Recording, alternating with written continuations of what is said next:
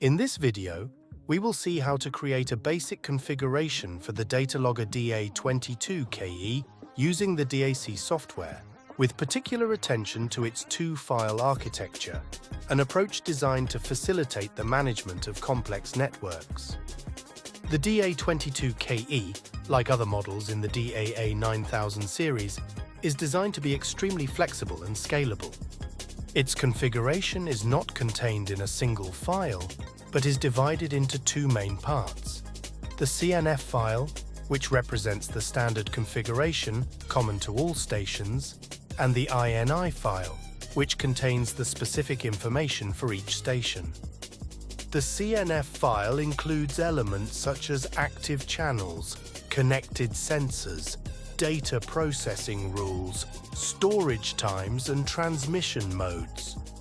The INI file, on the other hand, is used to enter unique station details, such as the name, the numerical identifier, the time zone, and the possible activation of external memories, like an SD card or a USB port. This approach is particularly useful when managing many identical stations, for example, 50 or 100. In these cases, you only need to create one CNF file and replicate it, changing only the INI file for each device, reducing the risk of error and optimizing configuration times. To download an INI file from an already configured data logger, we open the DAC software, go to File, then Setup, and click on Receive. After confirmation, the software displays the content of the file with the information of the currently connected station. One of the most important elements to check is the time zone, that is, the time zone of the station. Due to the Linux operating system, the representation of the time zone is inverted. For example, for Italy, which is at GMT +1, you need to select GMT -1. In the INI file, we also find the option to activate automatic data backup on external memory. If an SD card or a USB stick is inserted, the data logger can automatically duplicate the acquired data, useful in contexts where remote retrieval is not possible. In the Communication tab, we can enable or disable individual serial ports. For example, COM1 can be used for configuration or transmission. It is essential to activate only the ports that are actually used, otherwise the data logger will not be able to communicate through them. In the Advanced section, we can enable automatic synchronization of the internal clock with an NTP server.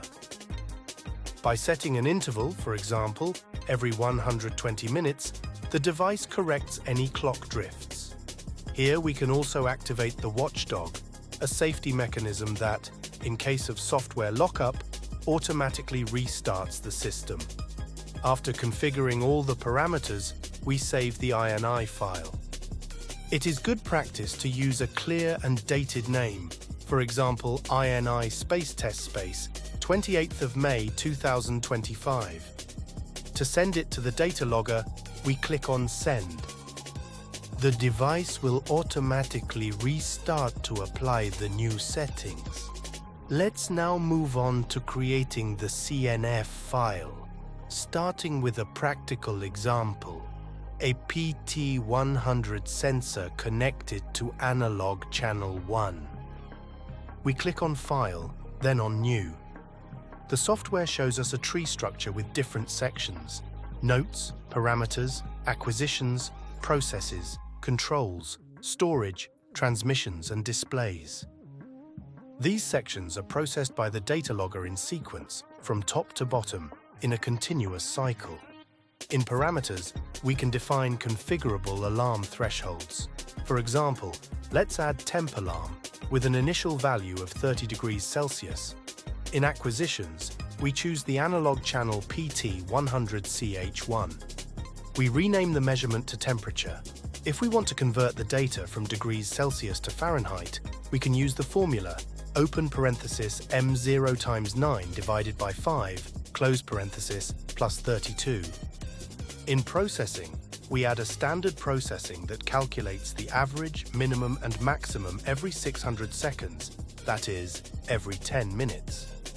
In storage, we save these three values to a file: identifier 1B, average temperature; identifier 1C, minimum temperature; identifier 1D, maximum temperature. These codes uniquely identify each type of data in the record layout.